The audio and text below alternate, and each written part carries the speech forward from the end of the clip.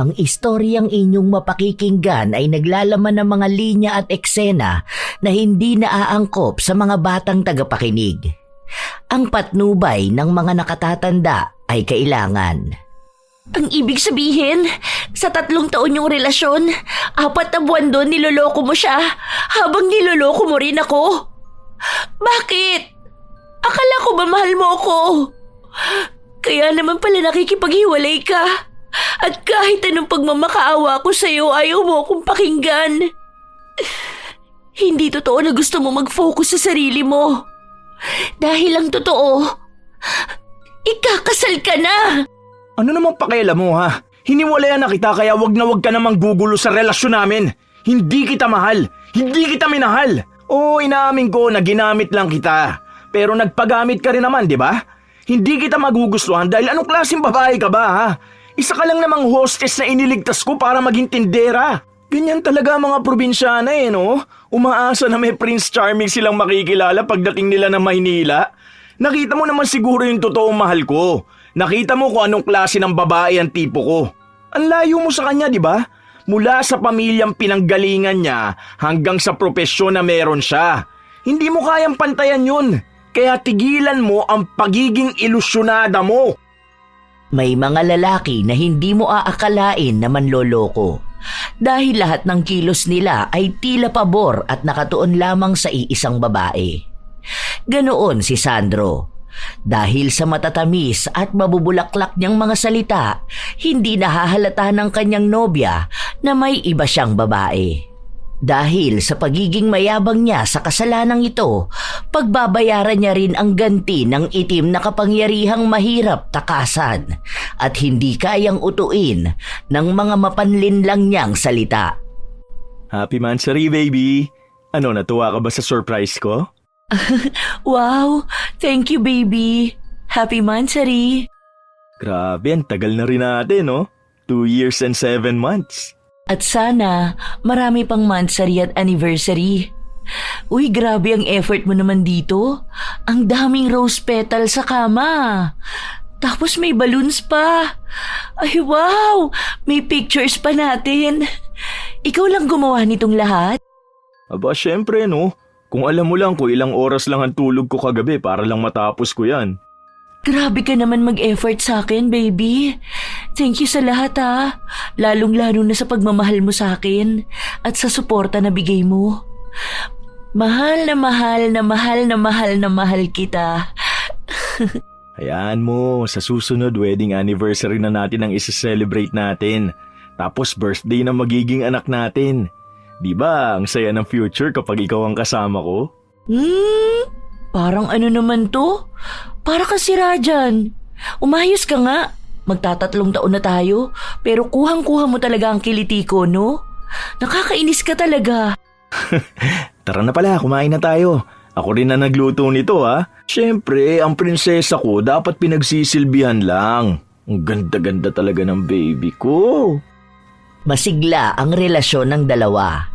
Sa halos 3 taon nila, walang naging problema. Minsan, may maliit na away pero hindi yun tumatagal dahil inaayos kaagad ni Sandro. Ang binata ang unang nobyo ni Chantal at ang masasabi niya lamang ay perpektong lalaki si Sandro. Sigurado na siya na ang nobyo niya ang nais niyang makasama habang buhay. Dahil mabait, maalaga, maunawain at laging pinaparamdam sa kanya na mahal siya nito. Palagi niyang sinasabi na iba si Sandro sa ibang kalalakihang nakilala niya. Wala siyang sakit ng ulo. Basta ang alam niya lang, mahal na mahal nila ang isa't isa. At hindi siya nakakakita ng kahit na anong dahilan para masira ang kanilang relasyon. Kilala ng mga magulang ni Chantal ang nobyo at boto ang kanyang pamilya para sa relasyon nila. Marami rin sa mga kakilala at kaibigan ni Chantal ang naiinggit sa tila perpekto nilang relasyon. Ang sabi nga ng iba, kasal na lang ang kulang. Habang masaya ang dalawa na nagdiriwang, biglang hinawakan ni Sandro ang nobya sa kanyang binti. Dahan-dahan, malambing, pero agad ding hinawi ni Chantal. Baby, bakit? Wala lang, nagbabaka sakali lang naman ako. Alam mo yun, mangganda ng lugar. Tapos tayong dalawa lang, di ba? Sa atin lang lahat ng oras. Kaya mas maganda kung susulitin talaga natin. Alam mo naman na hindi pa ako handa, di ba? Akala ko ba ayos lang sa'yo na sa kasal pa natin gagawin yun? Oo nga, hindi naman kita pinipilit eh. Sorry, hindi ko sinasadya. Alam mo na, lalaki ako kaya hindi ko napigilan. Okay lang. Sige na, kumain na tayo. Bigo ang binata na makuha ang loob ng nobya para bumigay na ito sa kanya. Malakas pa rin na pinanghahawakan ni Chantal na hindi niya isusuko ang sarili kay Sandro hanggat hindi pa sila ikinakasal.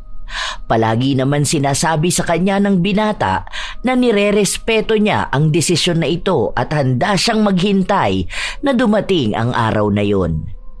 Dahil sinisigurado rin ni Sandro na siya ang pakakasalan ni Chantal. Nang gabi rin na yun, umuwi sa kanilang bahay ang dalaga at hinatid siya ng kanyang nobyo. Thank you ulit, baby ha. Ingat ka sa biyahe. I love you.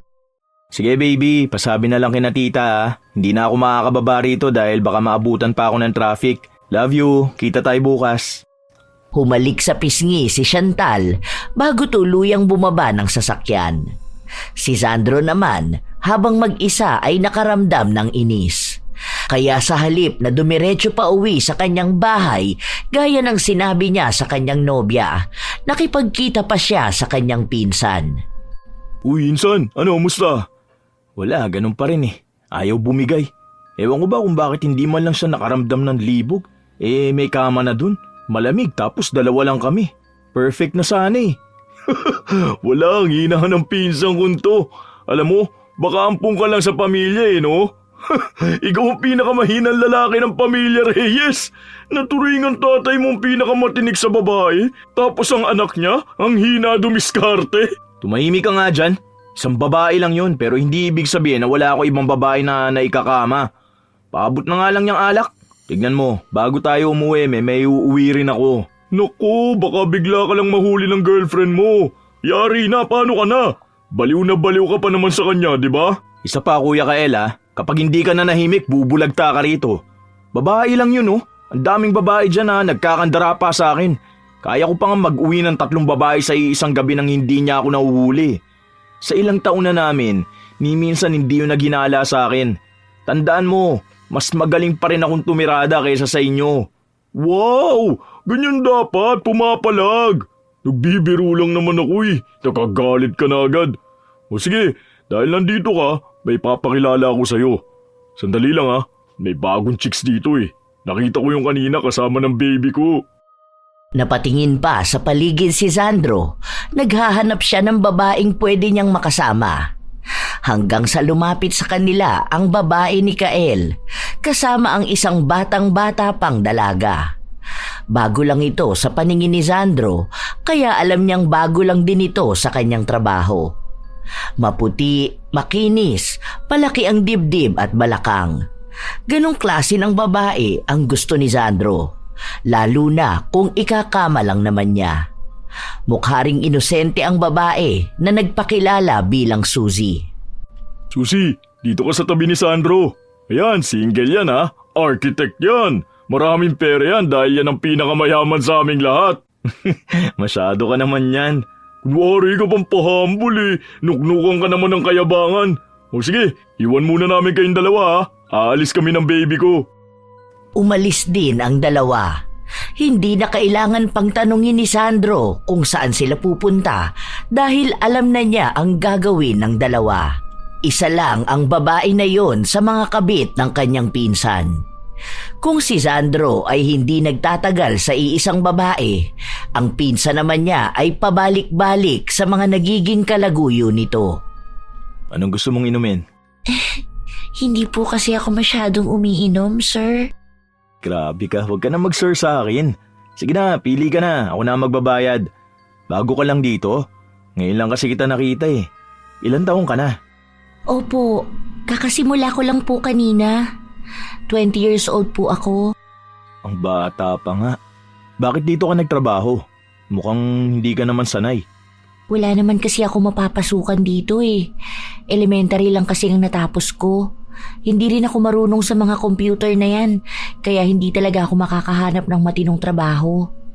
Nung nag-alok sa akin ng trabaho ang kakilala ko, kinuha ko na. Malaki rin naman kasi ang sahod dito. Kailangan ko rin ng pera para pantusto sa pamilya ko na nasa probinsya. May asawa ka na? May boyfriend? Wala po. Kakabreak lang namin ng boyfriend ko. Mga 1 taon na siguro. Kasi nahuli ko siyang nanloloko. Ikaw, totoo ba na wala kang girlfriend? Oo naman. Bakit ko naman ikakaila kung may girlfriend ako, di ba? 5 years na akong single. Masyado kasi akong busy sa career ko eh. Ang gusto ko kasi yung babaeng makikilala ko, siya na yung pakakasalan ko. Kaso bago ko siya pakasalan, gusto ko na mabibigyan ko siya ng magandang buhay. Gusto mo ng matinong babae pero nasa bar ka ngayon, tapos may ka-table na GRO. Hindi ko naman alam na kukuha ng babae si Kael eh. Tapos tingnan mo, iniiwan ako. Pero alam mo na may kabit si Kael. Gano'n naman na talaga siya. Kahit naman anong sabihin ko sa kanya, hindi naman yun makikinig sa akin eh. Ilang beses ko na siyang kinausap kaso ayaw naman niyang tumigil sa pambababae. Basta ako, kapag nagkaroon na ako ng girlfriend, hindi ko gagawin yung ginagawa ni Kael. Alam mo, bakit ko lulukuhin ng babaeng pinaghirapan ko mapasagot, di ba? Saka kapag mahal ko ang isang babae, talagang mahal ko. May ganyang klaseng lalaki pala. Ang alam ko kasi sa mga lalaki na nagpupunta sa bar, mga manloloko. Single sila kapag nasa loob ng bar, pero may mga asawa pala kapag nasa labas. Gusto mo ba ng Senomar ko? Saka ba nakatira para daling ko sa'yo bukas? Mukha pala akong manluloko sa paningin mo eh. Bad shot agad? Kasi imposible na single ka. Ang gwapo mo kaya, tapos ang ganda pa ng karir mo. Parang mga babae pa ang magkakandara pa sa'yo eh. Ganun pala ang tingin mo sa akin. Pero ako, sa totoo lang, hindi ko suportado yung mga manluloko na ganyan. Ewan ko kasi sa ngayon ang iniisip ko na lang yung babae na pakakasalan ko. Kasi okay na ako sa karir ko eh. May sarili na akong bahay tapos may ipon din ako. Ibig sabihin, ang gagawin ko na lang ngayon humanap ng seryosong babae na makakasama ko habang buhay. Totoo naman ang sinabi mo na maraming nagkakandara pa sa akin. Pero hindi ko sila gusto. Hindi ko nakikita ang future kasama sila. Daming babaeng pumapalibot sa akin pero walang nakakuha ng atensyon ko. Pero ngayon, nakuha mo na. Ang daming mabubulaklak na salita na sinabi si Sandro sa dalagang kausap niya. Base sa nakikita niyang reaksyon ni Suzy, madali itong mapapasunod ng mga salita. Dahil naging punteriya siya ni Sandro, palagi na silang nagkikita at lumalabas, lalo kapag hating gabi. Dahil sinasabi ni Sandro na ganoong oras lang siya pwede dahil sa kanyang trabaho. Para mas makuha palalo ang loob ng dalaga, ipinasok ni Sandro sa matinong trabaho si Suzy. Sa isang tindahan ng pinsan niyang kumakampi rin sa kanyang panloloko. Alam niya na kapag naroon si Suzy, madali lang mapagtatakpan na may kasintahan talaga siya. Isang gabi, bago sila magkita ni Suzy, pinuntahan muna ni Sandro ang kanyang pinsan. Anong cellphone ba? Kahit ano na, yung pwede kong paglagyan ng isa kong account para hindi makita ni Suzy yung original kong account at mga picture namin ni Chantal. Tungina, lupit mo talaga ano. Kapag nang bababae ka, hindi nila nalalaman na kabit sila. Tapos yung totoo mong girlfriend, hindi man lang nalalaman na may iba kang babae. Anak ka nga talaga ng tatay mo. Dami mo sinasabi. Ano na, ibigay mo na yung isang phone. Magkikita pa kami ni Suzy. Lalabas kami ngayon, tulog na ang baby ko eh. Gamay na ni Sandro ang ganitong gawain. Ilang beses na niyang nagawa. Dahil hindi naman kasing talino ni Chantal si Suzy, alam ng binata na madali niya lang itong mapapasunod sa lahat ng gusto niya. Hindi katulad ni Chantal na ang dami niyang kailangang baguhin sa kanyang sarili para lang mapanatili niya ito sa kanya. Lumabas sina Suzy at Sandro. Nagpunta sila sa sinasabi ng dalaga na pasyalang gusto niya. Wow! Ang ganda naman dito! Grabe! Alam mo ba, dati nakikita ko lang to sa panaginip ko. Salamat talaga sa'yo, Sandro. Alam mo, ang dami mong naitulong sa akin. Una, inalis mo ko doon sa trabaho na ayaw ko. Tapos ngayon, sinasamahan mo ko sa ganitong lugar. Ganyan talaga kapag gusto ko ang babae. Talagang ibibigay ko ang deserve niya. Hindi lang sa ganitong lugar kita kayang dalhin. Dahil kaya kitang dalhin kahit sa ibang bansa. Kakain tayo sa masarap na kainan. Mangangarap tayo ng para sa future natin. Totoo ba talaga na gusto mo ko? Kulang pa ba tong ginagawa ko para maipakita sa'yo na ikaw talaga ang babaeng gusto kong makasama habang buhay? Hindi lang kasi ako makapaniwala na may magkakagusto sa akin. Isipin mo, isang probinsyana na walang pinag-aralan ang mamahalin ng isang mayaman at poging lalaki. Parang sa pelikula ko lang to napapanood eh. Suzy, walang mali sa'yo. Wala akong pakialam sa pinagmulan mo o sa pinag-aralan mo. Minahal kita bilang ikaw at mamahalin pa kita ng higit sa pagmamahal na natanggap mo sa iba. Kung bibigyan mo lang ako ng pagkakataon, ipapakita ko lalo sa'yo na mahalaga ka para sa akin. Na mahal kita. Na ikaw lang talaga. Nakakainis ka naman. Para pa rin talaga akong nananaginip. Sa totoo lang, gusto na rin kita. Talaga ba? Ang ibig bang sabihin nito, sinasagot mo na ako? Oo. At sana huwag kang magbabago dahil pangarap ko rin na magkaroon ng isang masayang pamilya kasama ka. Nagpakita ng tuwa ang binata dahil sa sinabi sa kanya ni Suzy. Naging opisyal ang kanilang relasyon. Alam yon ng mga kaibigan at pinsan ni Sandro at alam nila na pangalawa lang si Suzy. At kung ano ba ang habol ni Sandro, pero lahat sila ay naging tahimik. Tuwing umaga, kapag walang pasok si Sandro, ang kasama niya ay ang tunay niyang nobya. Baby, ayos ka dyan. Picturean kita. Yun, ganda talaga ng baby ko na yan. Hawakan mo yung bouquet na bigay ko sa'yo para mas lalo kang maging pinakamaganda sa lahat. Sus, ayun ka na naman. Binubola mo na naman ako. Hindi tignan mo sobrang ganda mo kaya ang daming tumitingin sa'yo eh. Pero sorry sila, dahil akin ka lang. Post ko na to sa account ko tapos story ko pa. Sobra ka naman sa pagbalandra ng mukha ko. Bakit? Proud kasi ko eh. Sino ba namang hindi magiging proud, di ba? Kung pwede nga lang ipa-billboard pa kita eh. Ikaw talaga, wala kang ibang ginawa kundi puro kalokohan. Oo nga pala, birthday ni Dad sa Sunday. May family dinner, kaya pupunta tayo ha. Siyempre naman, hindi pwedeng mawala ako. Susunduin ba kita? Saan ka ba magstay? Sa kondo ko, 1 month ako doon dahil mas malapit sa office. Ang dami ko kasing inaasikaso ngayon eh. Kawawa naman talaga ang baby ko. Ay, oo nga pala. Di ba kilala mo si Claire? Yung boyfriend niya ata nakatrabaho mo noon. Ano bang pangalan nun? Yung kamukha ng pinsan mo. Si Justin? Oh, bakit? Ano meron sa kanila? Wala na akong balita sa mukong na yun ah. Hindi pa ba sila ikakasal? Hindi na matutuloy ang kasal nila dahil nagloko yung lalaki. Nahuli niya mismo sa kondo nila may kasex. Talagang grabe daw ang panginginig niya. Tumawag pa nga siya sa akin nun eh. Kaya pinapunta ko sa kondo ko at dun siya nagiiyak. Imagine, 1 week na lang bago ang kasal nila nahuli niya pa. Nakikipagbalikan nga sa kanya, panayan sorry dahil siya naman daw talaga ang mahal. Isang pagkakamali lang daw yun. Tapos, ang sabi ko sa kanya, nahuli na nga niyang nagloko sa kanya bago sila ikasal. Tapos gusto niya pang ituloy ang kasal nila.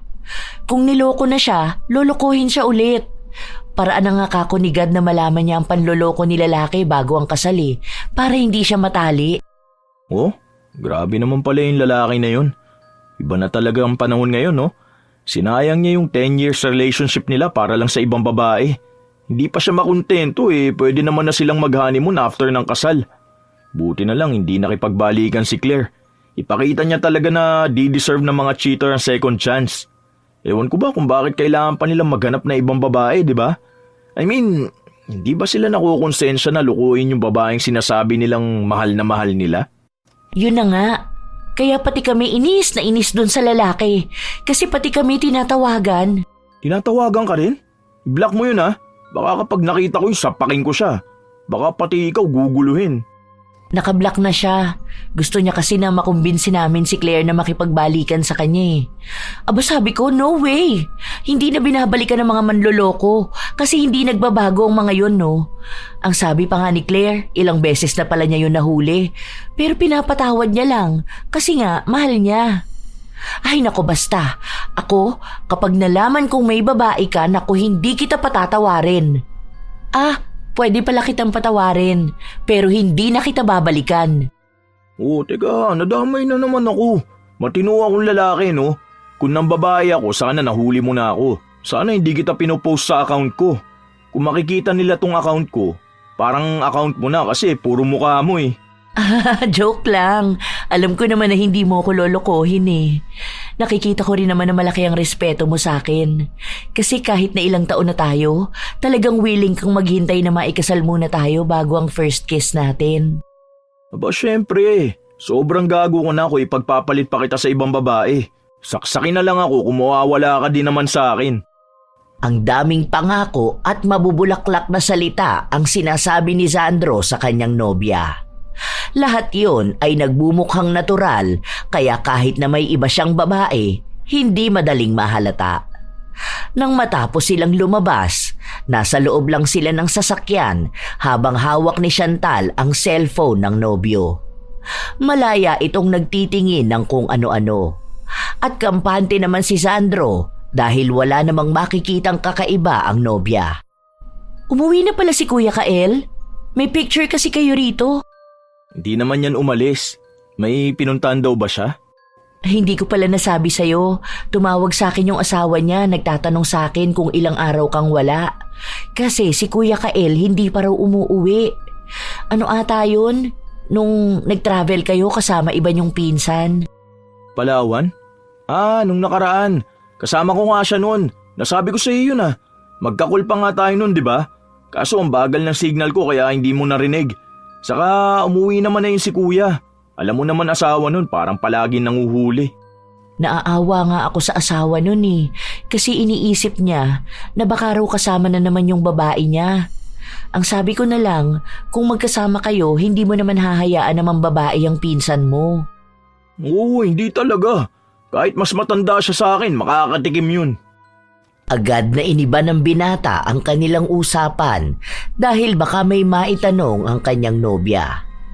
Nang maihatid na rin niya ito, nagpaalam na rin siyang uuwi.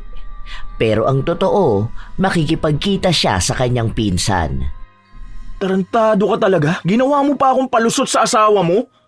Chill ka lang, insan. Bakit ka naman nagagalit?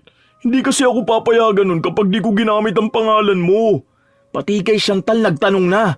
Ikaw pinapahamak mo ako eh. Kaya mo naman palusutan yun, ano ka ba? Tignan mo nga na palusutan mo ngayon. May iba akong iniisip. May problema ako kay Kyla. Nabuntis ko siya. Hindi ko alam kung anong gagawin ko. Pinalaglag na raw niya ang bata kaso masyadong makapit. Gago ka. Akala ko ba may protection kayo? Minsan hindi kami gumagamit. Ang sabi niya kasi nagpipil siya eh. Hindi ko naman alam na minsan pala nakakalimutan niya. Wala na kami magawa may nabuo na. Tinatanggal na nga yung bata kaso makapit. Hintayin mo na lang siya mga anak tapos ipaampun nyo. Ganito ang gawin nyo. Dapat sa malayong lugar siya mga anak. Huwag kayo sa ospital. Humanap kayo ng kumadrona na paanakin siya sa bahay. Tapos saka nyo dalhin sa ampunan. Tapos bumalik kayo rito. Depende na lang yan kung gusto nyo magsama na talaga kayo. Hindi pwede, ayoko. May asawa at mga anak ako. Mahal ko ang asawa ko, no? Sadyang nadala lang ako ng tukso dahil alam mo na, lalaki tayo eh. Di naman natin matatakasan yan, tukso na yan. Nagkaroon lang talaga ng sabit pero tama ka nga sa sinabi mo.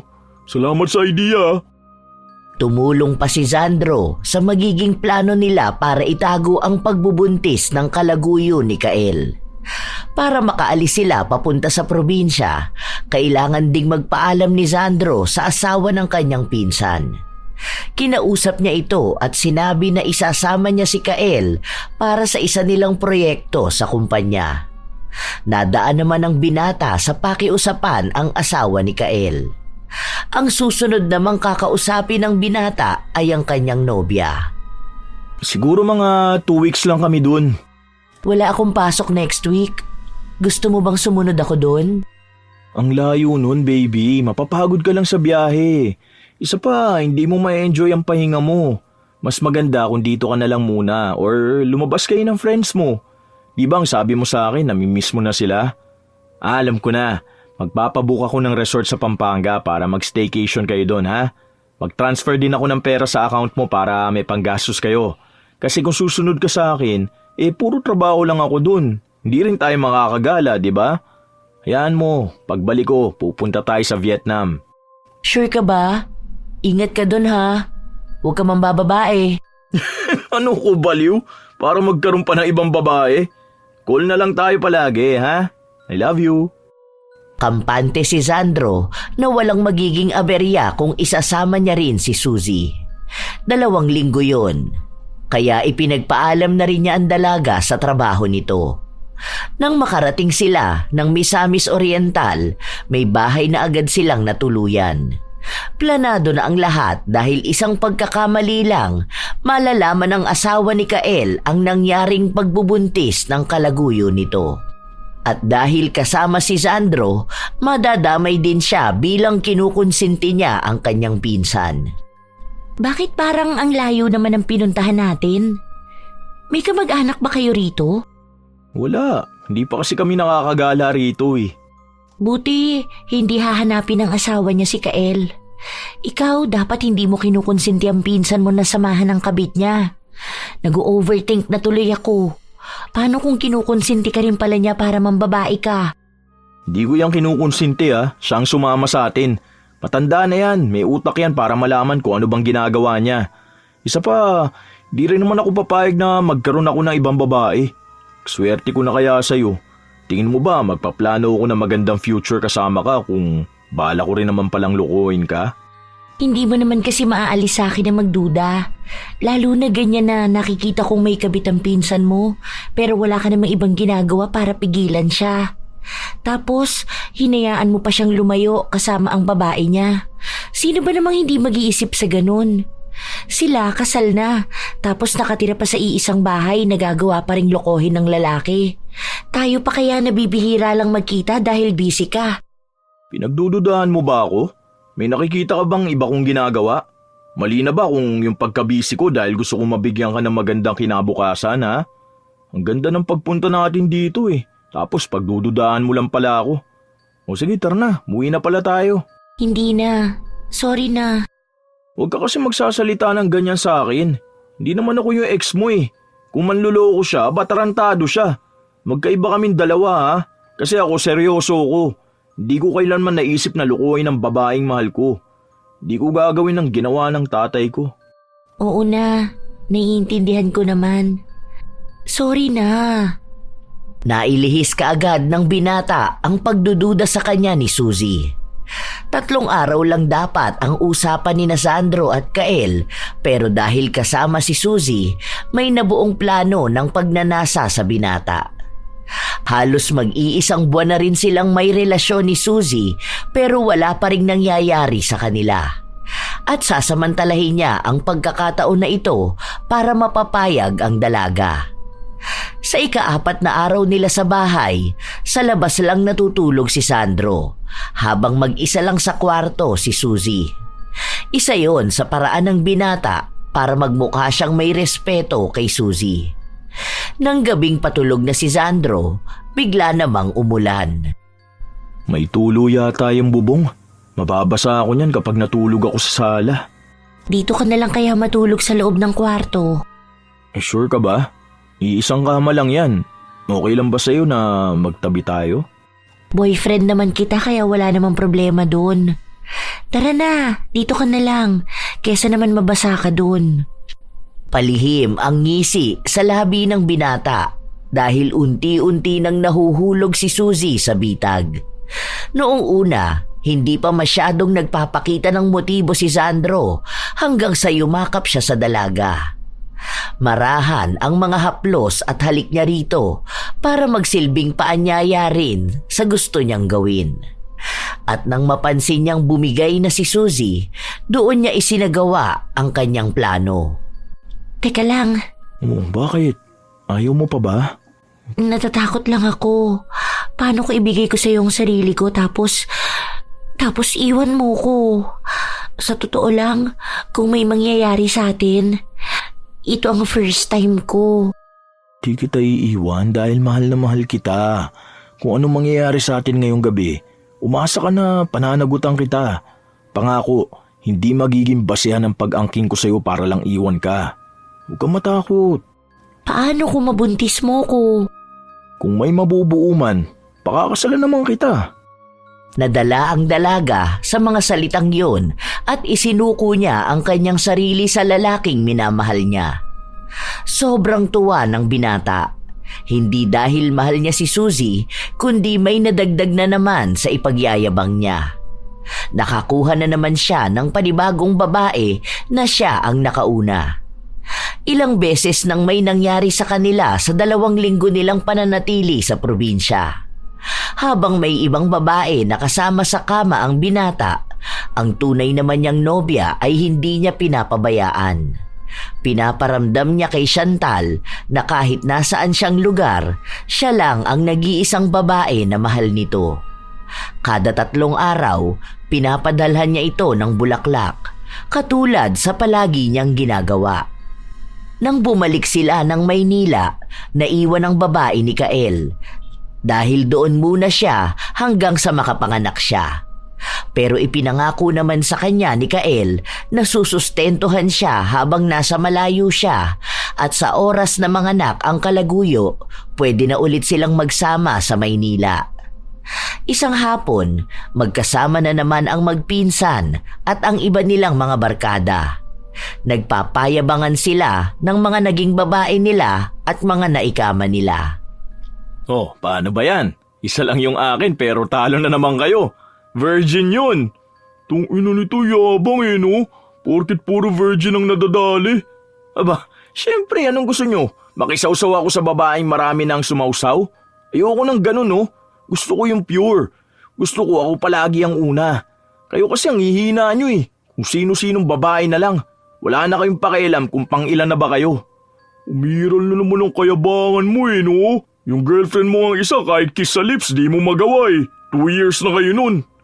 Iba naman yun. Mahal ko yun eh. Siyempre kapag sa kanya willing talaga ako maghintay. Yun ang gusto kong maging asawa eh. So si Suzy wala lang talaga sa'yo? Ano naman mahihita ako sa babaeng yun? Kaya ako lang naman ginusto yun dahil ang laki ng dibdib at balakang. Hindi ko mahal yun oh. Kailangan ko lang siya para mailabas ang init ng katawan ko. Pero pagdating sa pagmamahal, siyempre nag-iisa lang ang baby ko. Bang klase ka talaga no? Kala ko pa naman gusto mo na rin si Suzy. Kung makapangako ka sa kanya tapos kung tulungan mo siya, kala mo talagang mahal na mahal mo no? May kailangan ako sa kanya. Para makuha ang loob niya, kailangan magmukha akong katiwa-tiwala. Ngayon na nakuha ko na, ano pa bang kailangan ko? Malamang wala na. So wala na rin ako may bibigay sa kanya. Makikipag-iwalay ka na? Depende pa yan. Kapag nagsawa na ako sa kanya o kapag may nakita na akong bago. Pwede rin kasi bala ko nang pakasalan si Chantal eh. Bumili na nga ako ng singsing. Kulang na lang yung proposal talaga. Hindi naman mahilig sa mga surprise si Chantal. Ang gusto nun kapag magpo-propose na ako sa kanya yung kaming 2 lang. Gagawin ko yung next mansary namin. Ganito pala magmahal ang mga manloloko no? Ganyan-ganyan din ako dati bago kami magpakasal ng asawa ko eh. Tapos ngayon yung babae ko nagtatago dahil nabuntis. Ingat ka, baka makabuntis ka rin. Hoy, maingat ako. Hindi ako katulad nyo. Ilang araw pa ang lumipas, hindi na masyadong nagkikita sina Suzy at Sandro. Dahil ang buong atensyon ng binata ay nasa tunay niyang nobya. Palagi niya itong hinahatid sundo sa trabaho. At kapag wala silang pasok na 2, naggagala sila sa iba't ibang lugar. Hanggang sa nagpunta sila sa Vietnam, katulad sa pangako ni Sandro. Ang ganda talaga dito, no? Pang-ilang balik na ba natin dito? 3? Una yung hindi pa tayo, tapos nung first anniversary natin. Naalala ko nung di pa kita girlfriend, ang sungit mo pa sa akin nun eh. Parang kapag nakikita mo ko, parang kumukulo agad ang dugo mo. Tapos malalaman ko na crush mo pala ako. Hoy, ang kapal talaga ng muka. Hindi kita crush nun, no? Mainit talaga ang dugo ko sa'yo kasi ang hambog mo. Ang hangin mo pa. Akala mo lahat ng babae magkakagusto sa'yo. Alam ko kaya ka nagagalit sa akin dahil nagsiselos ka. Hindi mo alam, unang pakilala pa lang sa'yo ni Ate Rhea, crush na kita eh. Tapos nasabi ko sa sarili ko na magiging girlfriend kita at ikaw ang mapapangasawa ko. Kaya kahit 20 times mo akong binasted, aba, todo push at effort pa rin ako. Tignan mo ngayon, kahit na umiinit pa rin ang ulo mo sa akin, at least, girlfriend na kita. Ang kulit mo rin kasi eh. Yung 1 taon mong panliligaw sa akin at pagkaya mo sa mga pagpapahirap ko sa'yo, alam ko talaga na seryoso ka sa akin. Kaya ayun, sinagot na rin kita. Ang swerte ko na ikaw ang minahal ko dahil marespeto ka. Nung sinabi ko sa'yo na gusto ko ang first kiss natin ay sa mismong kasal natin, hindi mo ko pinilit. Talagang handa kang maghintay. Kaya tuwang-tuwa sa'yo ang parents ko. Sa totoo lang, ako ang swerte kasi minahal mo ko. Ang daming nagbago sa akin. Ang daming pangarap na gusto ko maabot dahil lahat yun para sa ating dalawa. Hindi ko na maisip ang buhay ko kapag wala ka. Ikaw lang ang babaeng nakikita ko makakasama ko habang buhay. Ang magiging ina ng mga magiging anak ko. Handa na sanang lumuhod ang binata para alukin ang kasalang kanyang nobya nang tumunog ang kanyang cellphone. Si Kael ang tumatawag sa kanya. Ayaw niya pa sanang sagutin pero sinasabi ng kanyang nobya na kausapin na niya ang sino mang tumatawag sa kanya dahil maaaring mahalagang bagay yun. Ano ba? Bakit ka tumatawag? Sinira mo moment ko, paluhod na ako eh. Paano hindi kita tatawagan? Ako ang kinukulit nitong isa mo pang girlfriend. Kanina pa nandito to sa shop. Pinagbabantaan pa ako na hindi siya aalis hanggat hindi ko sinasabi kung nasan ka. Mamaya darating ang asawa ko. Siguro naman ayaw mo rin mabisto ni Chantal, no? Nyeta naman, no? Palayasin mo yan. Kung pwede, pakaladkad mo yan palabas ng shop. Tarantado ka ba? Eh di mas lalo ako napahamak. Mamaya magsalita pa to, dalawa tayo madamay dito. Ikaw ang kumausap sa kanya. Sandali, pupuntahan ko siya. Ibibigay ko tong phone sa kanya. Di ka raw kasi matawagan eh. Wag mo ibibigay tong call. Baka tawagan niya ako gamit tong number ko. Sige, sabihin mo na lang after ng meeting ko, tatawag ako sa kanya. Puisit na Suzy yun. Papahamak pa kami. Sinisira niya ang magandang bakasyon ko kasama si Chantal. Nakakainis talaga. Baka sa mukha ng binata na naiinis siya. Kaya lumapit sa kanya si Chantal matapos na makitang ibinaba na niya ang tawag. May problema ba? Naiinis lang ako sa mga katrabaho ko. Nasa bakasyon nga ako ngayon eh, tapos gusto nila ng meeting. Mukhang mahalaga yan dahil hindi ka naman magiging ganyang ka-stressed kung hindi. Tara na, balik na tayo sa hotel. Okay lang yan, pwede naman tayo lumabas mamayang gabi eh. Nasa bakasyon tayo, baby. Huwag kang magpapaka-stress, ha? Hindi pa rin maalis ang inis kay Sandro. Tama na sana ang pagkakataon para ayain ng kasal ang kanyang nobya, pero kailangan muna niyang maisalba ang sikreto nila ng kanyang pinsan. Dahil magkahiwalay ng kwarto ang dalawa, madali lang para kay Sandro na matawagan si Suzy. Kinuha ang isa niyang cellphone na nasa loob ng isa niyang sapatos. Babe, nasan ka ba? Samahan mo ko. Kailangan kita ngayon. Ano na naman ba yun? May inaasikaso akong trabaho, nasa ibang bansa ako. Inatake sa puso si tatay. Wala na si tatay, babe. Sobrang lungkot ko ngayon. Tapos hindi pa ako makauwi sa amin. Dahil kung uuwi ako, yung pera na ipapamasahe ko, ipapadala ko na lang sa bahay. Problema naman pala yan ng pamilya nyo. Bakit kailangan mo pa akong tawagan, ha? Alam mo ba na muntikan pa ako magkaproblema rito dahil sa'yo? Tapos manggugulo ka pa sa shop ni Kuya Kael. Sorry na. Hindi ko naman alam kung nasaan ka. Ilang araw na kasi tayong hindi nag-uusap. Yung mga chat ko sa'yo, hindi mo naman nakikita. Hindi ka na rin nagpupunta sa tindahan. Miss na rin kita. Tapos ngayon, kailangan ko ng karamay. Kaya mo na yung sarili mo. Kapag may ginagawa ako sa trabaho ko, ayoko sa lahat yung iniistorbo ko. Tapos ang gagawin mo lang magdadrama. Ano naman magagawa ko kapag dinamayan kita magluksa ha? Mabubuhay ba ang tatay mo? Hindi naman, di ba? Istorbo ka eh. Sorry na. Huwag ka na magalit sa akin, please. Sorry na. Ay, bahala ka dyan. Agad na pinatay ni Sandro ang tawag. Pinatay niya rin ang cellphone at muli itong itinago sa loob ng kanyang sapatos bago ibinalik sa bagahe para kung papasok man sa kanyang kwarto ang nobya, wala itong makikitang isa pang cellphone. Sunod namang tinawagan ni Sandro ang pinsan. Kaka-bad trip talaga. Ang daming drama ng babaeng yun. Mukhang inuutakan pa ako eh. Gusto pa yata magbigay ako ng pera sa kanya para may maging pamasahe siya. Ano siya, sinuswerte? Di ako maglalabas ng pera para lang sa kanya, no? Umiiyak nga siya sa akin kanina.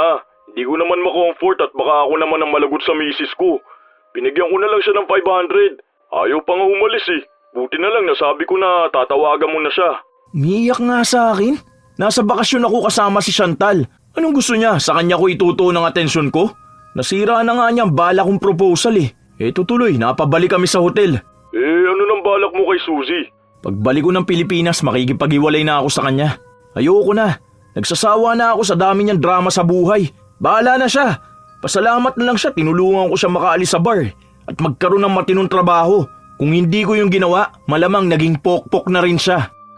Ang daming masasakit na salitang ipinaratang ni Sandro kay Suzy na para bang hindi niya ito pinangakuan na siya lang ang babaeng mamahalin nito. Sa lahat ng araw ng pananatili nila sa ibang bansa, hindi kinausap ni Sandro si Suzy. At sa huling araw nila sa Vietnam, doon muling humugot ng lakas si Sandro para ayain ng kasal ang kanyang nobya. Habang kumakain sila, inilapag ng binata sa harapan ang maliit na kahon. Ano to, baby? Buksan mo. Bumungad sa dalaga ang isang mamahaling singsing. Kasunod nun ay ang pagluhod ni Sandro. Alam mo bang matagal ko na itong balak gawin? Ang daming kaba sa dibdib ko dahil baka hindi ka pa maging handa. Pero gusto ko nang dalhin sa next chapter ang relationship natin. Unang beses pa lang kita nakita, alam ko na agad na ikaw ang babaeng gusto kong pakasalan. Will you marry me, baby? Samahan mo ko. Planuhin natin ang future hanggang mag-retire tayo na magkasama. Para kang tanga. Ano nga? Oo naman. Yes. Papayag na ako magpakasal sa'yo at sasamahan kitang planuhin ang retirement natin.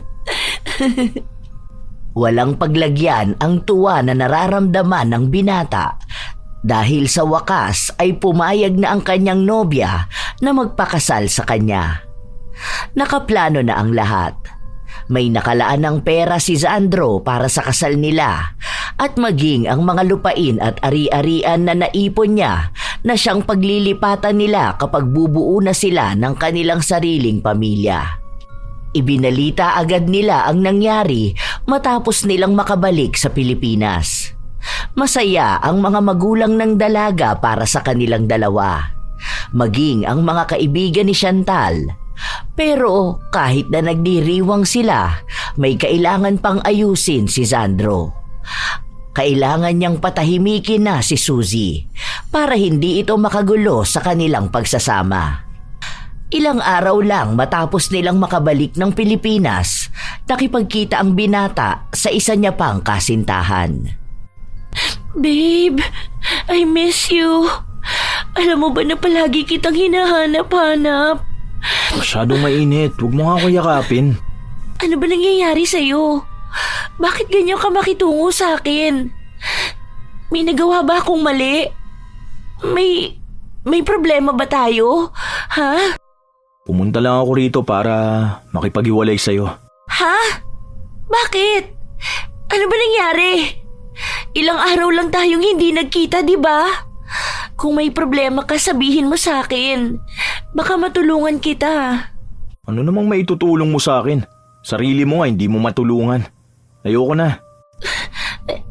Akala ko ba, ang sabi mo sa akin, ako ang babaeng gusto mong pakasalan. Akala ko babubuo tayo ng pamilya natin. Ano nangyari? Baka pagod ka lang sa trabaho mo. Huwag naman ganito, babe. Mahal na mahal kita. Alam mo naman na ikaw na lang ang meron ako, di ba? Ibinigay ko sa'yo pati ang sarili ko. Huwag naman ganito, babe. Wala naman tayo naging pag-aaway. Wala naman dahilan para maghiwalay tayo.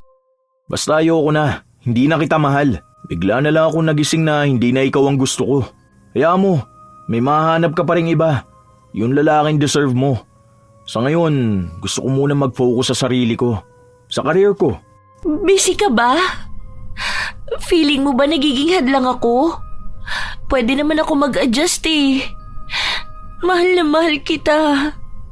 Please naman, maawa ka naman sa akin. Huwag mo naman akong iwan. Iintindihin kita kung hindi ka makakapag-update sa akin. Basta huwag mo lang akong iiwan. Ikaw ang lalaking gusto ko.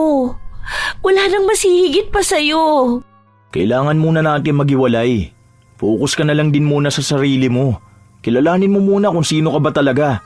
Tapos kapag naging maayos na ang mga sarili natin, baka doon pwede na. Sa ngayon, ayoko na muna makipagrelasyon. Tama na muna to. Dito na lang tayo matatapos. Walang maramdaman na sakit si Sandro dahil sanay naman siyang makipaghiwalay sa ibang babae matapos niya itong magamit. Kaya kahit na lumuhod sa harapan niya si Suzy at magmakaawa na huwag siyang iwan, baliwala lang ito sa kanya.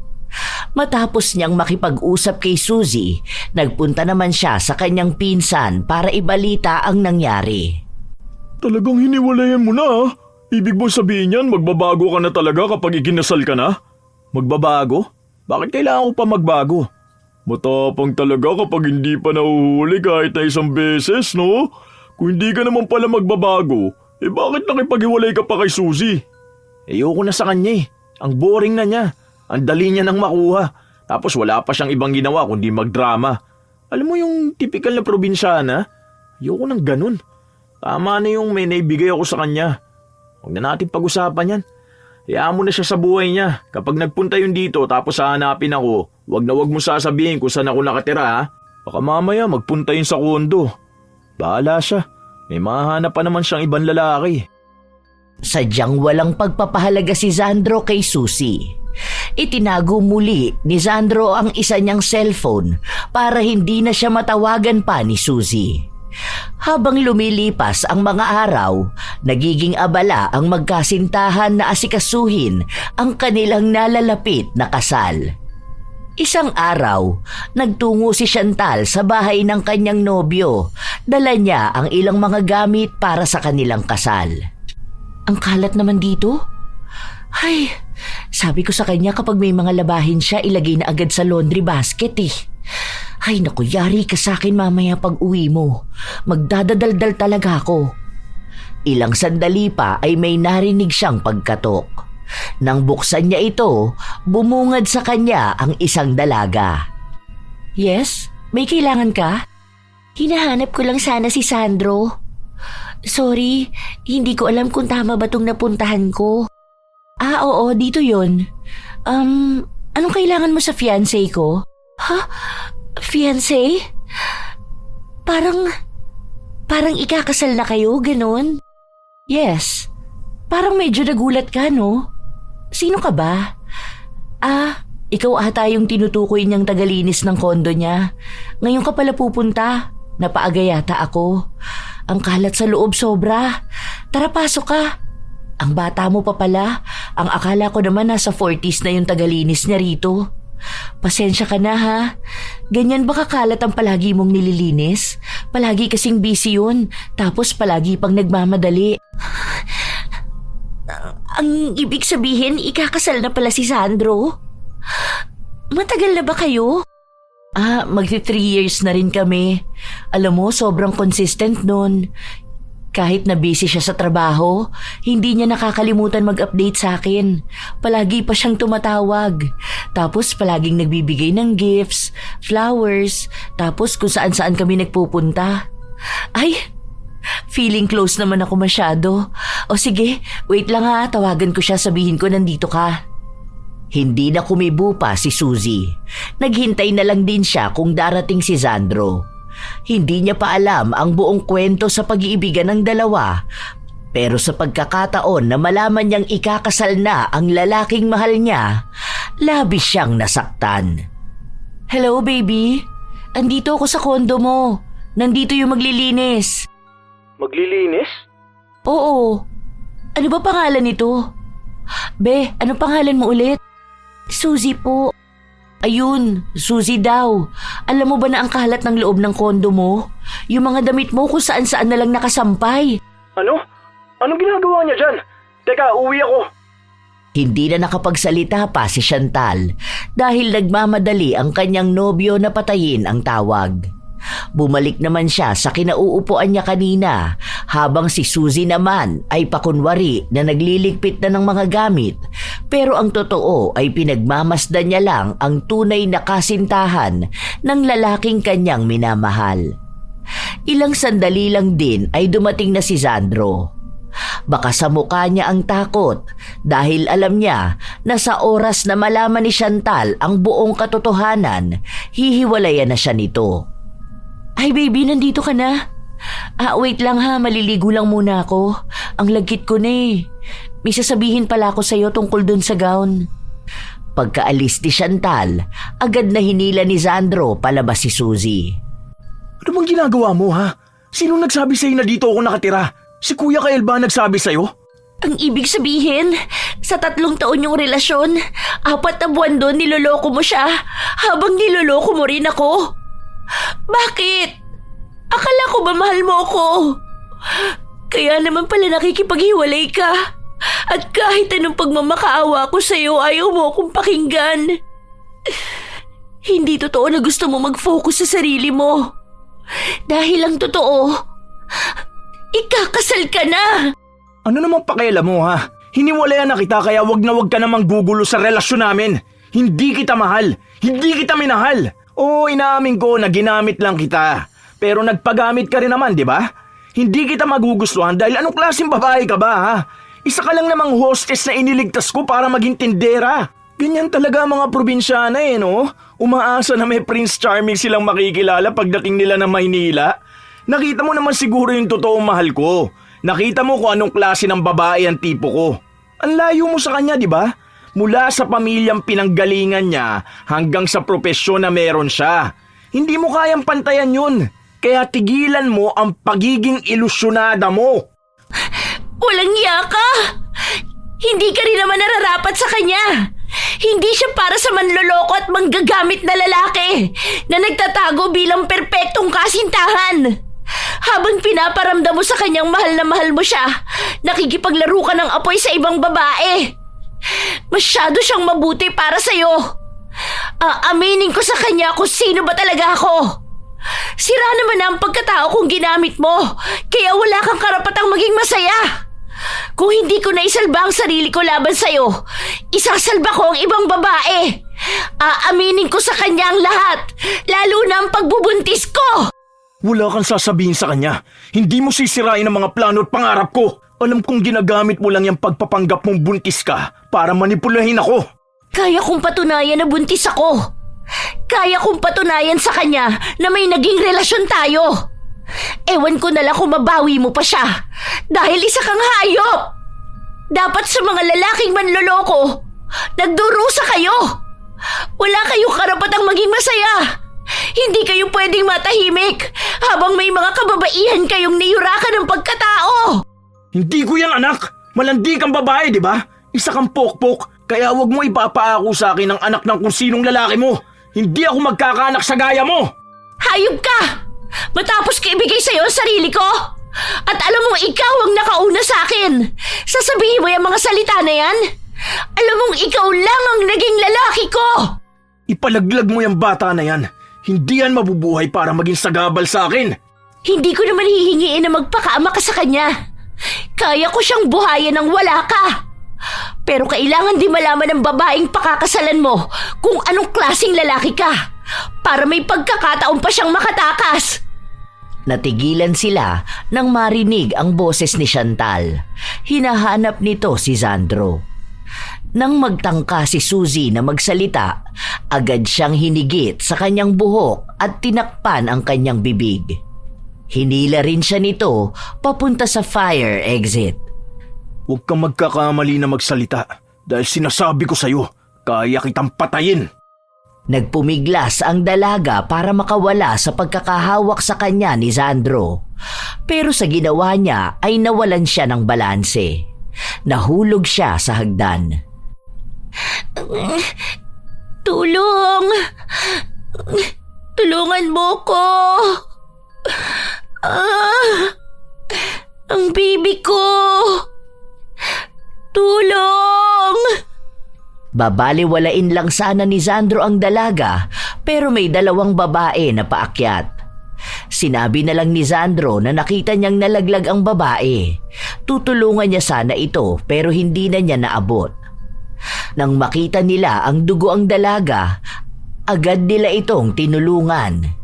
Dahil hindi pwedeng basta na lang umalis ang binata, pinakiusapan niya ang kanyang pinsan na sumunod sa ospital para malaman kung ano ang kalagayan ni Suzy. Ilang araw pa ang lumipas, nagkakaroon na ng pagdududa si Chantal. Dahil pakiramdam niya ay may kakaiba sa babaeng nakilala niya. Nag-iiba kasi ang tono ng pananalita ni Sandro kapag tinatanong niya ito. Sure ka ba, baby, na okay lang si Suzy? Bumalik na ba ulit siya para maglinis sa kondo? Hindi na, iba na ang kinuha kong maglinis. Naiinis ka ba sa akin? Nagtatanong lang naman ako sa'yo Paano kasing hindi ako maiinis? Alam mo na nga ang dami ko iniisip tapos tanong ka pa rin ng tanong tungkol sa babaeng yun. Hayaan mo na siya kung ano mang ginagawa niya sa buhay niya. Oo na, sige na. Masyado ka naman diyang stressed. Bababa na ako Sabihan mo na lang ako bukas kung anong oras mo ako susunduin. I love you. Dahil sa dami ng iniisip ng binata, nakipagkita ulit siya sa kanyang pinsan na nasa isang bar. Nagsisimula na itong mag-inom kasama ang ilan nilang mga kaibigan. Oh, shot mo na yan. Hayaan mo, normal lang yan. Ganyan talaga ang problema ng mga pogi. Huwag mo na isipin si Suzy. Ang mahalaga, hindi natuloy yung pinagbubuntis niya. Mabuti nga siya, nahulog lang sa hagdan, nalaglag na yung bata sa tiyan niya. Safe ka na dun basta walang bata. Kaya kaya mo na yung malampasan. Basic problem lang yan ng mga cheater. Bad trip kasi yung babaeng yun Naiinis lang ako kasi kilala na siya ni Chantal.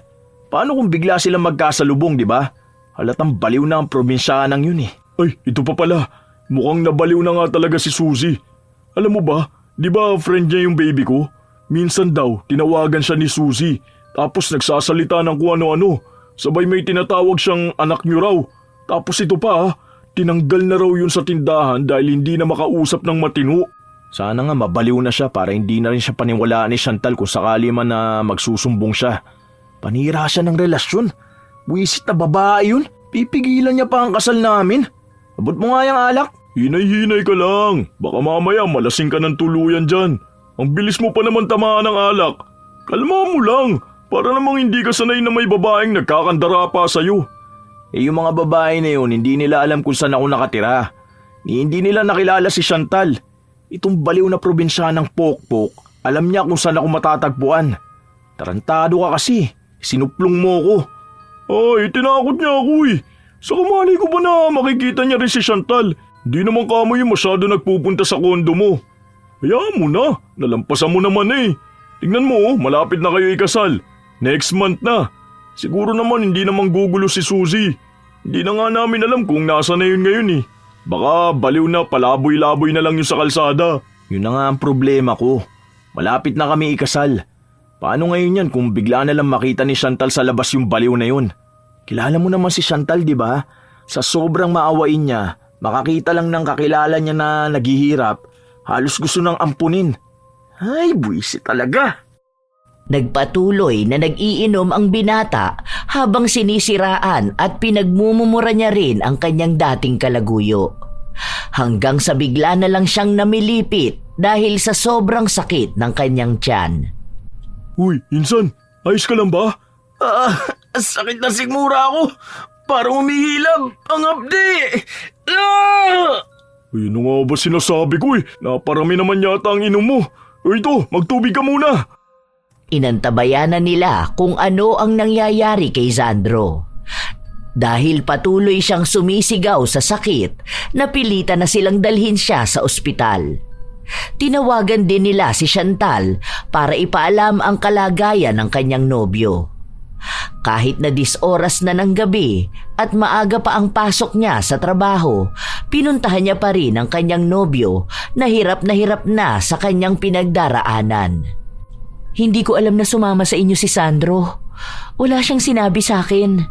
Ang akala ko natutulog na siya eh. Sorry na, ako nagyaya sa kanya eh. Saglit lang naman sana kasi gusto ko lang ng kasama. Gusto ko lang may kausap. Pinilit ko lang siya. Alam mo naman kuya na mahina ang tiyan niya sa alak, di ba? Kaya nga bawal siya. Hindi ko alam kung anong oras tatalab yung gamot na ininject sa kanya ngayon. Umabot hanggang kinabukasan pero hindi pa rin nawawala ang sakit ng sikmura ni Sandro. Dahil nagbabantay ang dalaga sa kanyang nobyo, hindi na siya nakapasok sa kanyang trabaho. Nasa ibang bansa ang mga magulang ni Sandro, kaya walang ibang magbabantay sa kanya. Ang isa naman niyang kapatid, hindi rin siya mahaharap dahil meron itong mga anak na inaasikaso. Ayan, ang tigas naman kasi ng ulo mo eh. Ilang alakan na inom mo? Konti lang. Hindi naman marami ang nainom ko. Hindi marami. Pero hindi ka na makagalaw dyan sa sakit. Hindi tumatalab yung gamot na tinurok sa'yo. Ayoko naman na magpalit ng gamot mo dahil baka bigla ka namang mamatay. Huwag ka nang magalit, baby. Uwi na lang tayo. Hindi ka pwedeng umuwi dahil hindi pa humuhupay ang sakit ng sikmura mo. Sandali lang tatawagan ko si Daddy para mailipat ka ng ospital. Lalabas ako ha, walang signal dito sa loob eh. Ang sakit talaga. Ayoko na. Please Lord, pagalingin mo na ako.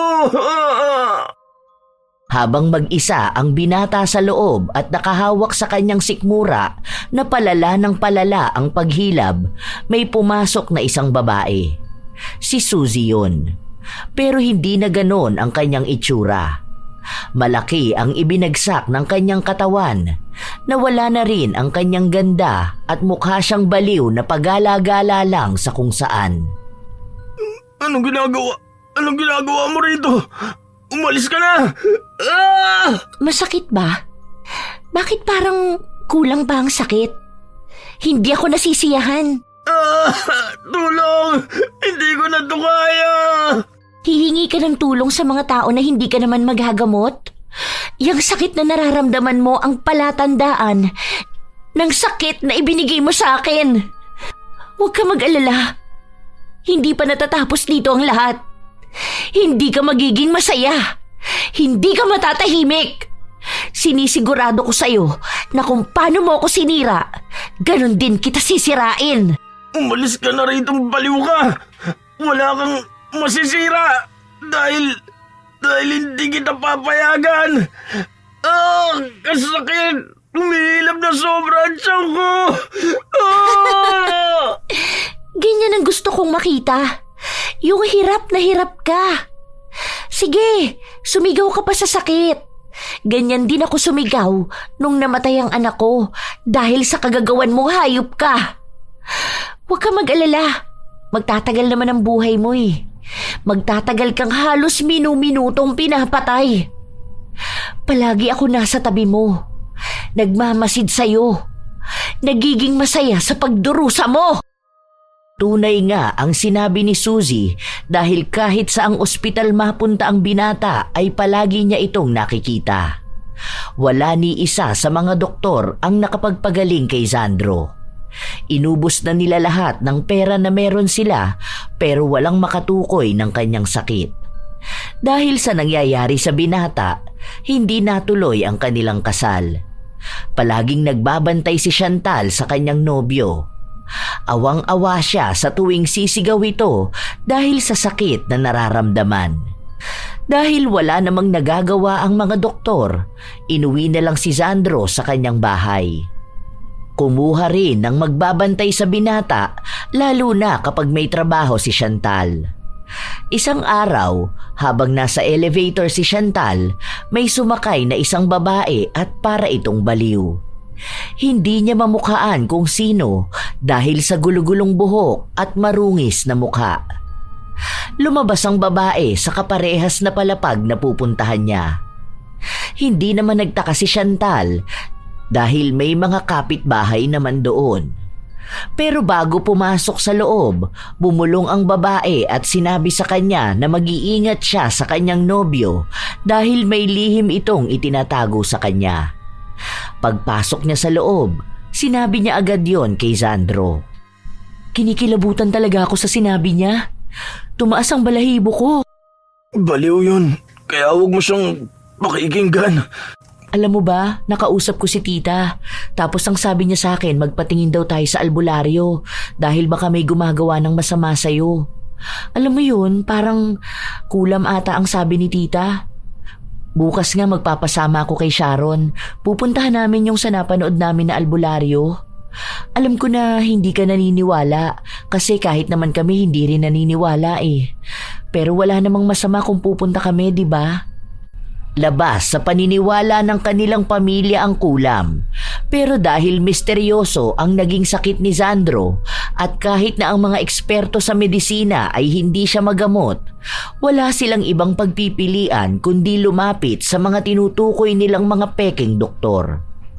Unang punta pa lang nila, sinabi na ng albularyo na malakas ang kulam na ginawa kay Sandro.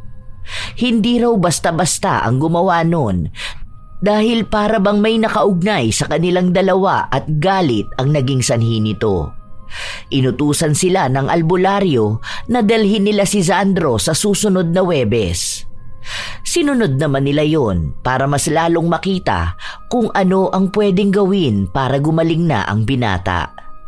Kinausap siya, nagtanong ng mga tao na posibleng may galit sa kanya para gumawa ng ganong klase ng paghihiganti.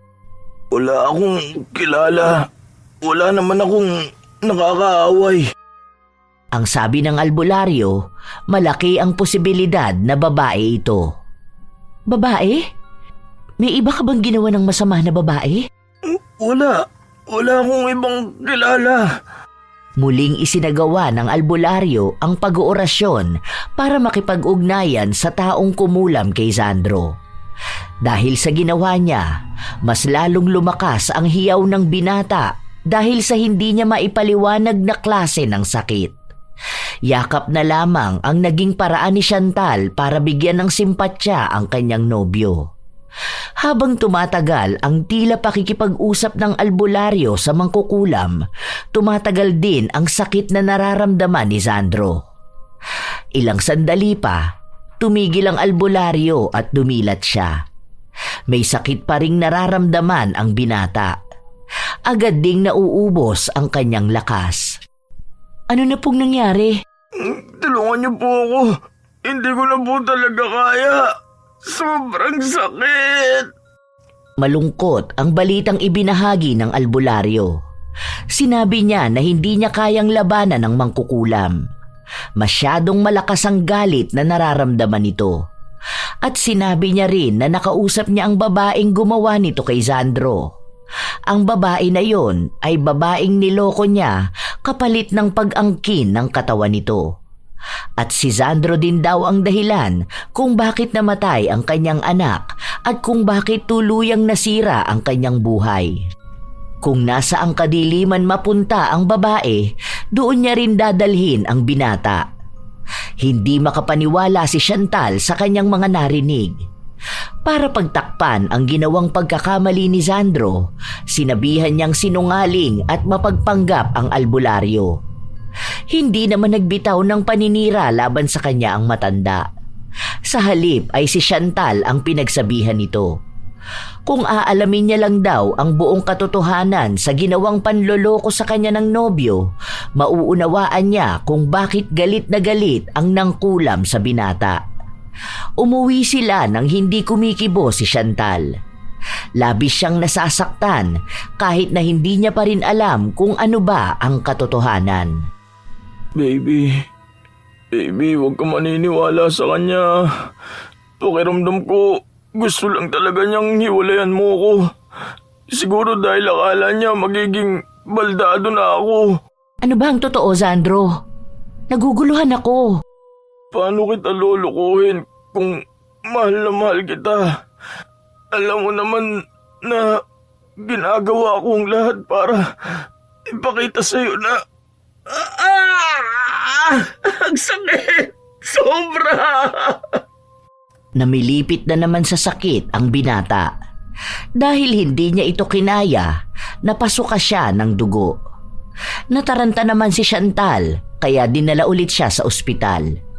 Kung ano-ano na lang ang itinurok sa binata, pero wala talagang nagpapatigil ng paghihilab ng kanyang tiyan.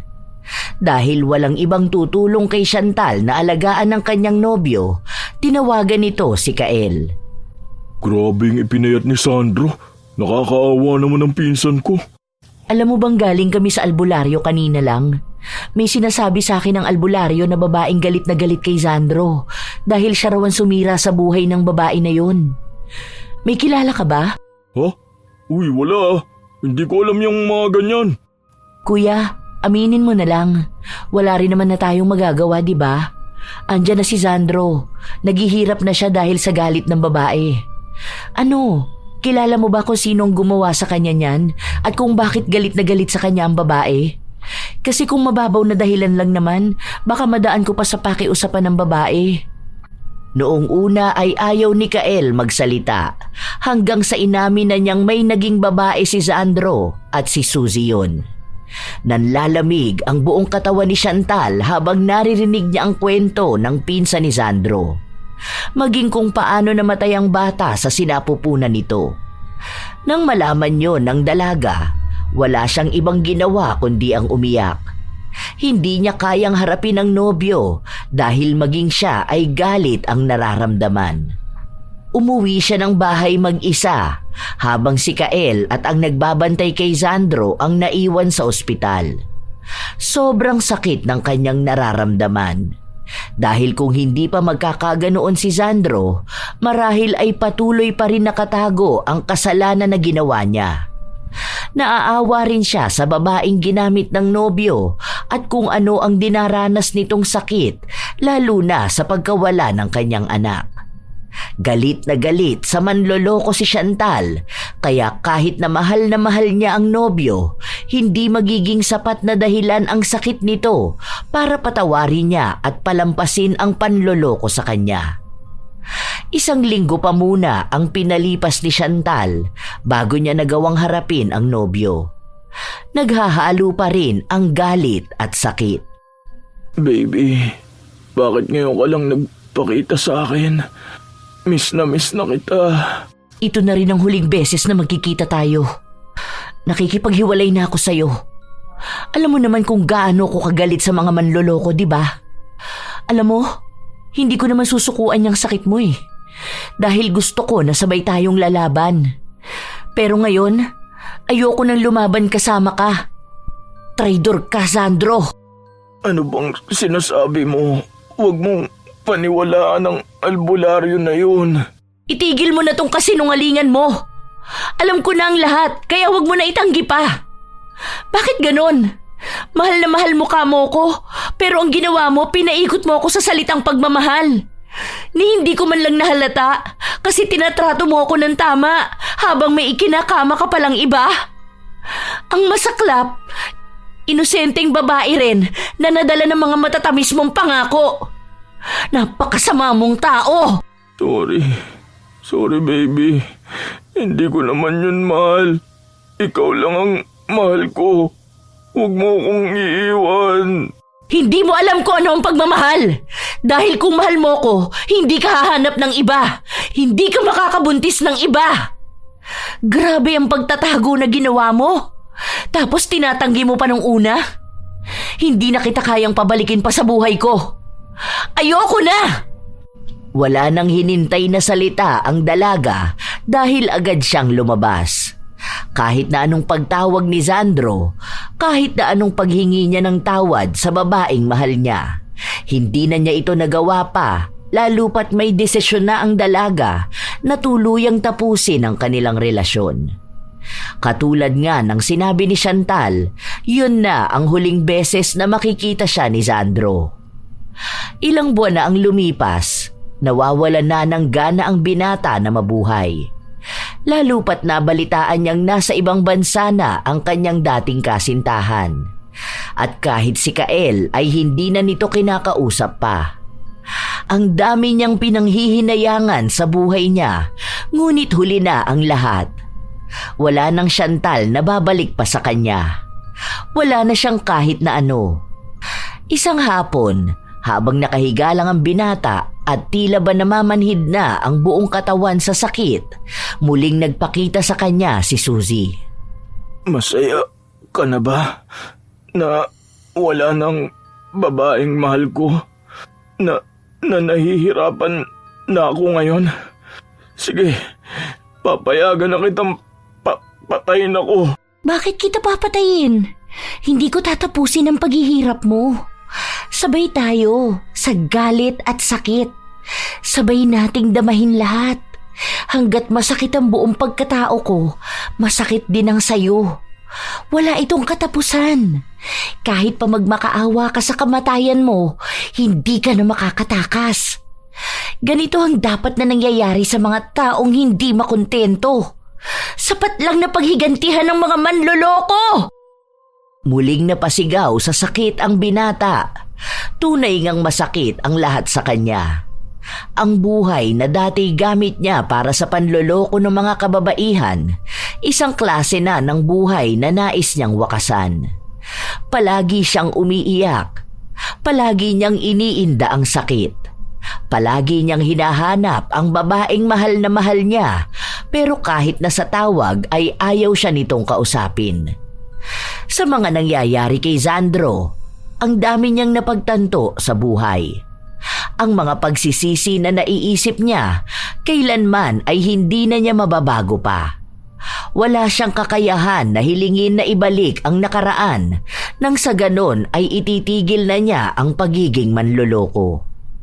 Ang lahat ng nangyayari sa kanya ay resulta lamang ng kanyang mga ginawa. Meron talagang mga tao na nais magbago kung kailan wala na silang pagkakataon. Ang mga tao kasing manloloko, iniisip nila na kaya nilang kontrolin ang lahat ng taong nagmamahal sa kanila. Ang hindi nila alam, may mga matatapang na taong kayang iwan sila kahit na mahal sila. Huwag maging manloloko, lalo na sa mga taong labis na nagmamahal sa'yo. Huwag na huwag ring maging mapaglaro ng damdamin ng iba at kapag hindi na kailangan ay itatapon na para bang basura.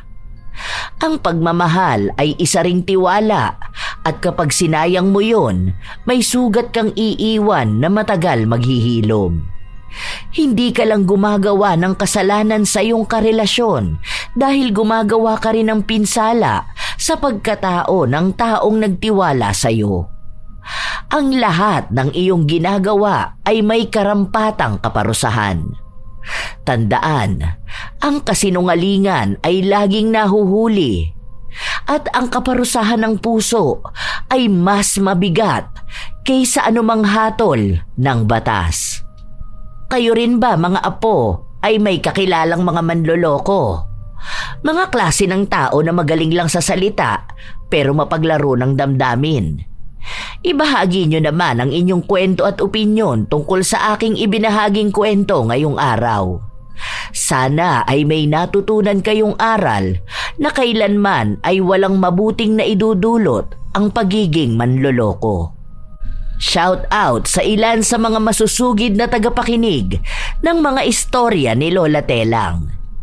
Corina Realubit, Jennifer Makasinag, Ami Pakana, Jane Gonzaga, Alfred Gavilan, Hanhan Sambalilo, Ami Pakana, Tutsi Roll, Resli Amal, Cherry Mukbang ASMR, Lizelle Nebrida, Riza Rizardo, Maria Therese Alimios, Pamela Allen, Secret 12 at kina Michael at Evelyn. Shout out din sa inyo, Jessica Marie Ramos, Aurora Jeronimo, Nancy Makasakit, Vivian Baterbonia, Marco Nanes, At advanced happy birthday kay RJ Florano sa September 23. Arlene Lopez, Kimberly Española, kina Kim at Kirben sa Española at Delegiro family. Asodisen Cerila, Mary Ann Pesino, Christian Gonhoran at shout out din sa kanilang mga bagong TL na sina TL Salen at TL Kayla. Leia Gawaran, Miss Kate Gawaran. Leia Gawaran, kay Miss Kate Gawaran Reyes at sa mga anak niyang sina Audrey at JD ng Madrid, Spain. Lynn Caones, Daloso at Caones family ng Tacloban, Leyte. Azenar Noriv, Kim Bara, Corazon Cacalda. Salamat sa pakikinig ninyo, Roxanne Gaudicos, Beth Mercado, Madel Mergal, Mirna Alfaro, Ramil Fariolin, Karel Derla, Hayashi J. Megan, Sheren Solero Masagka, Richelle Ann 19, Christina ng GMA Cavite, Dodds Hungko, Gilden Mea Bituin, Mary Ann from Turak ni Baliw, Purok 6, Grace Hementera, Cinderella Gutierrez sa mga bater ng Putsan at Iwi Albay, Lorena Velasco, Rosalyn Percoma, Ednalyn Loreniana, Hazel Del Mundo, Kinakiel at Ruel Del Mundo, Sherilyn Dukay, Mary Jenny Rilrea Batiduan, Angelo Dizon, Romina Buado, Chris Alcantara, Annaliza Malatbalat, Golden JP, Marisa Villanueva, Mary Jenny Rilrea Batiduan.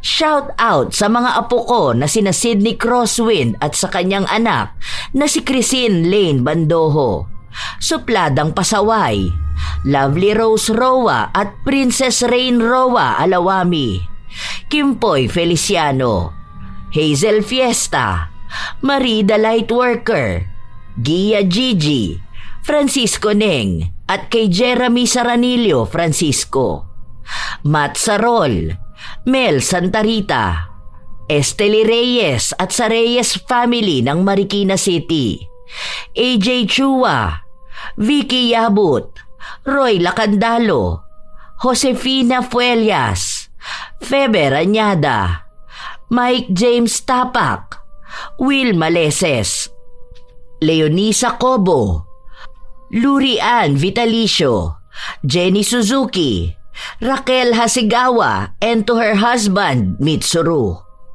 Maria Lee Nakagawa, Lynn Hasigawa, Elise Padilla, Lydia Lopez, Gemstone Claro, Lance MBB, Rosalina Bugayong, Ami Yong, Ami Bag, Angelina Ignacio, sa buong Team Manok ng Amsik Angeles City, Pampanga, Ray Galedo at sa Galedo family ng Kabuyaw, Laguna, Roslyn Mangilin, Cherry May Libiran, Robert Crimen, Razon Yao at Milrose Demate.